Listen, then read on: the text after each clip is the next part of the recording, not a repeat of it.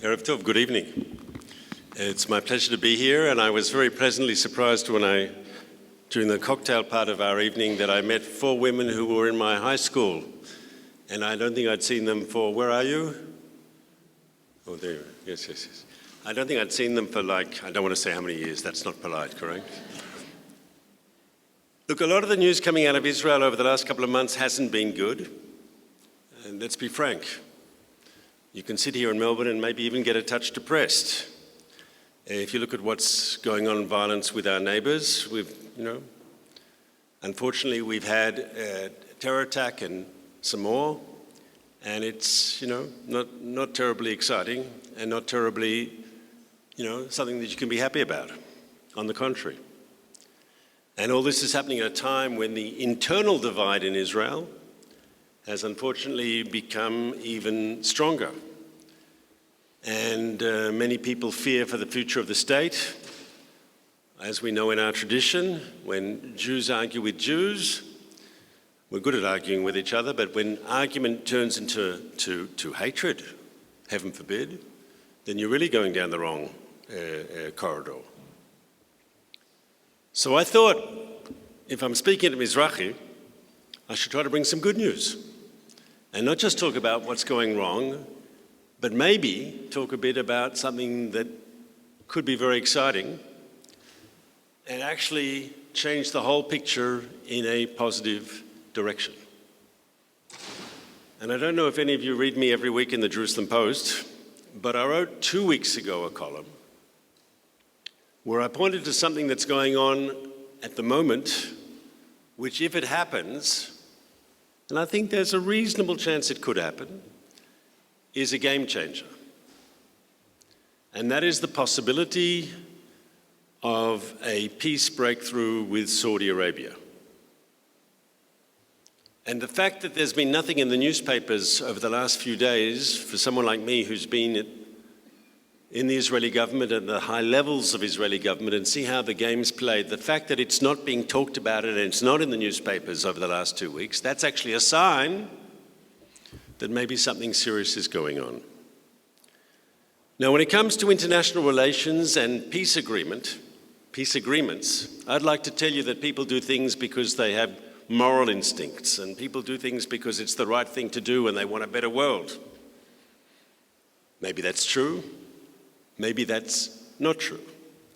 In my experience, people do things in international relations because they pursue their own interests. And I think the chance of peace with Saudi Arabia is possible, maybe even probable, precisely because everyone is doing things in their own interests, and there's a convergence of interests between the 3 relevant parties. You have a president in Washington who's running for re-election, and he would love to have an Israel-Saudi peace treaty before November next year for obvious reasons. His predecessor had the Abraham Accords.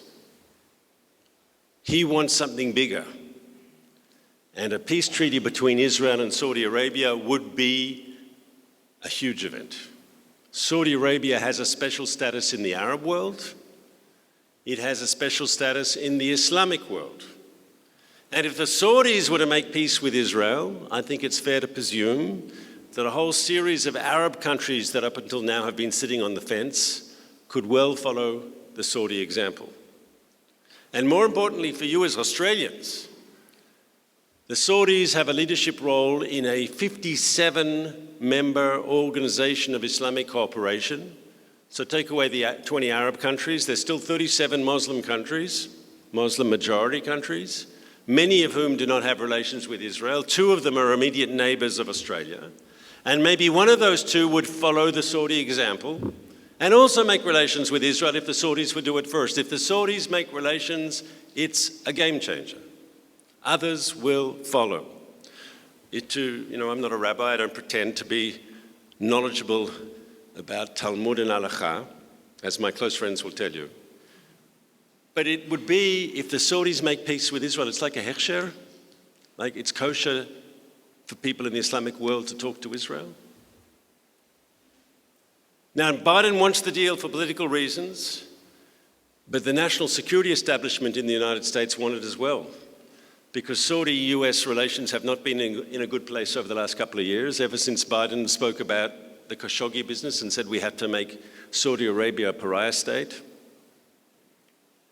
And the idea that you would upgrade, because the deal is that the Saudis make peace with Israel and the Americans sign a formal NATO-type defense agreement with the Saudis, which the Saudis have always wanted.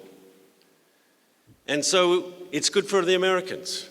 I said, once again, in the real world that I know, people do things because it's in their interest. The Americans have every interest to try to push this in the next couple of months.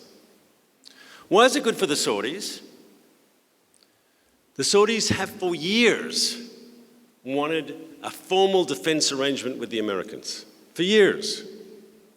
And the Saudis know that the only country that will come to their defense if attacked is the United States, and over the last couple of years they've been less sure of American protection. And if the Saudi leadership believes that there's a window of opportunity, Biden wants a deal and he wants it now, and that window will close after November next year, they might feel it's now the time to get the deal.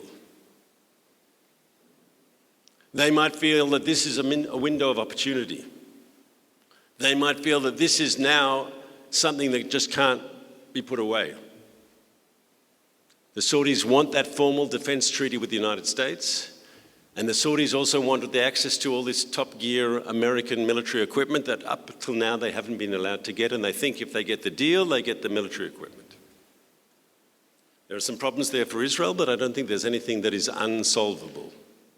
So the Saudis sense that the Americans are putting something on the table that they've wanted for generations, I'm exaggerating, for decades, and it might not be in the table by the end of next year. Now is the time to go for it.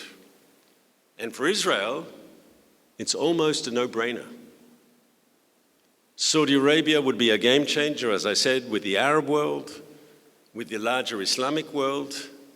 Netanyahu has publicly spoken a number of times that a peace treaty with Saudi Arabia is one of the goals of this government. Instead of being Mr. Netanyahu, who's divided the country, judicial reform, he becomes Netanyahu, the peacemaker. He does a Begin. It's a big deal. He's suddenly back in square one where he wants to be, the statesman, the leader. And it might be politically good for him too, like Mr. Biden. And all politicians want to get re-elected. So I think, not because, once again, people want to see peace in the Middle East, but for everyone's own reason, this can work. The Americans want it, the Saudis want it, the Israelis want it, and it can happen. I can see problems, I can see reasons why it won't happen. But today, when I look at the realities of what's going on in Washington, Riyadh, and Jerusalem, I see a convergence of interests that could make this happen. We already know that the Saudis, according to the press, I can't confirm, have had secret meetings with the Israelis. We already know that when you fly from Israel on an El Al liner that takes off from Tel Aviv, you fly over Saudi airspace. I'm sure a lot of you have already done that. We couldn't do it 2 years ago, we can do it today. We already know that the Saudis don't like the same people we don't like. The Saudis don't like the Iranians. The Saudis don't like Islamic Jihad. The Saudis don't like Al-Qaeda, and they don't like ISIS. They don't like the extremism. We know the Saudis, for all their faults, and they have them, they're ultimately pro-Western and pro-American. They're also in the American-Western defense arrangement. If we can make peace with them, it's a breakthrough. And I think it's probable. And if it does happen, it'll put a lot of the other stuff we're going through recently into perspective, and we can be hopeful and confident about the future. There will have to be, I believe, the Palestinian issue has to be dealt with in some way.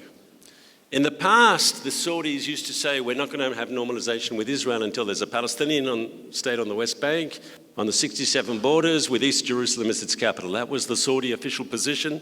That's called the Arab Peace Agenda, the Arab Peace Plan. But the Saudis are no longer there. That might have been true 10 years ago. It was definitely true 20 years ago. It's not true anymore. But there might have to be a fig leaf. There might have to be a fig leaf for the Palestinians in the arrangement. And I believe Netanyahu can do that. I think for Saudi, he'd be willing to pay, give them a fig leaf. I'm not sure all his coalition partners will be ready for that fig leaf. But ultimately, peace with Saudi Arabia, I think, would help Netanyahu politically and not hurt him. And if all his coalition partners couldn't live with it, I think he could still do very well politically without them in that sort of constellation. So it will not only affect the region and the way the Arab and Islamic world looks at Israel, it could have a dynamic effect on Israel itself. But I'm happy to discuss this more and anything else when we talk later. I thank you all very much.